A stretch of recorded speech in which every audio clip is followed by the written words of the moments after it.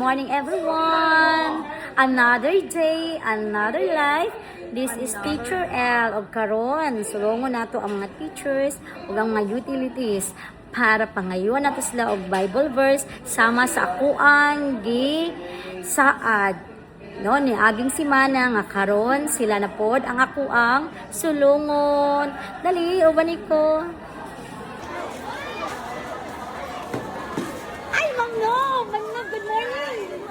Nagsugat ta. Okay, Ma'am Nob, nahuman rabid ang launching sa tuang buwan ng wika. Okay, good morning di ay Ma'am Ali dito na pitabi. Ma'am Nob, disturbo kay ko sa imo. Okay ra. Kuan ka nang napod pangayon sa imo ha ba? Okay ra sa imo ha? Apa sa makayan ako, Ma'am. Sige. Isa lang ka buok mangayon ta og Bible verse sa imo na ka? Very to God. Okay, so unsa na nga Bible verse? Kada isa ni sa akong paborito nga Bible verse. Kay John 3:16. For God so loved the world that He gave His only begotten Son, that whoever believes in Him shall not perish but have eternal life. Ibig sabihin ani, kung kinsa may mutuo kay Jesus Christ, our Lord and Savior, dili siya malaglag kun dili makabaton siya o kinabuhing walay katapusan. Wow, thank you so much, Ma'am No. Baya Kabright sa sa tawag Ginoo. ko. Gracias sa Ginoo.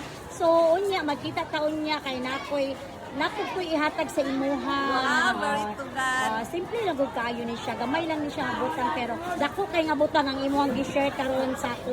Himaya Thank sa you. Ginoo, Ma'am B. God bless. God bless. Sige, ma'am. Din kanina.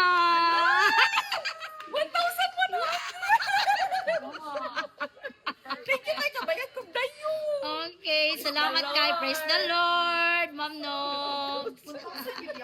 Hello, may hapon. Ay, may udto. Kinsa diri sa inyo ang nay Bible verse? Mamo? Sige na. Kinsa sa inyo? Ay, day. Bible verse. Kinsa nay Bible verse sa inyo? Wala. Bible verse? Kasi verse. Verse? Bible verse. Sige, Mateo. Sige, go. Matthew 6.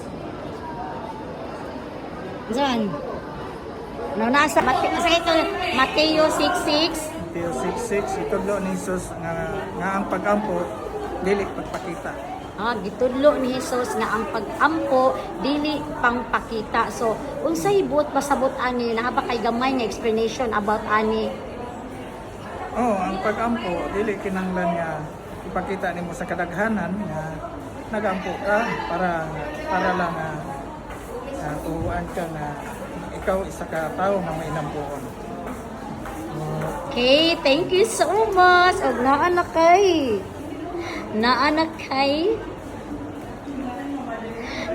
kay pangpalit o pangload tayo. Salamat, God bless. Na kay Bible verse. Ali, dili ta kay kanta ka.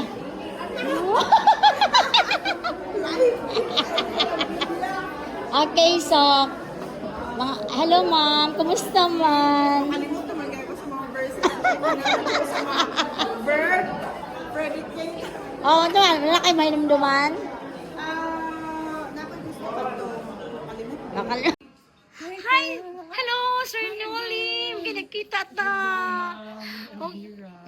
Sir Noli, wala ko nakalistorbo sa bagay kay wala pa po time, layo Yes, pa. po. So, maayon ta ko sa imong Bible verse. Bisag isa lang, nakay mahatag. Yes, naakoy ka ng favorite na Bible verse, God. Sige daw. Psalms 23 verses 1 to 6. Wow, sige The daw. Lord is my shepherd, I shall not want. He makes me to lie down in green pastures. He leads me beside the still waters. He restores my soul. He leads me in the path of righteousness for His name's sake. Yea, though I walk through the valley of the shadows of death, I will fear no evil, for You are with me. Your rod and Your staff, they comfort me. You prepare a table before me in the presence of my enemies. You anoint my head with oil, my cup runs over. Surely goodness and mercy shall follow me all the days of my life, and I will dwell in the house of the Lord forever. Ano siya ang pinaka-favorite verse sa tanan. Lutoso, no? Yes. So, pwede mangayo tagamay ng explanation, ideya about Yes ana? po. So, dili siya nato walaon ang atong pagtuo sa Ginoo kay siya ang atong siya atong kusog, siya ato ang sa iya ta nagalin sa tanan-tanan natong mga panginahanglan. Kung ang atong pagtuo mas ginapakusgan pa jud nato, then basically dili din kaniya pasagdahan sa kung unsa man ang plano nato sa atong kinabuhi. Hello, So mao na siya ang bright. pinaka-amazing nga ginahatag nga kusog sa Ginoo sa ato, ang pagtuo nato sa iya and at the same time ang ato ang pag praise sa iyang ngalan nga nagabuhat tag mga maayo sa atong isig kaingon. Wow, praise the Lord. Wow. Pakpak diha. Salamat po. At dahil dyan, meron kang pang-load.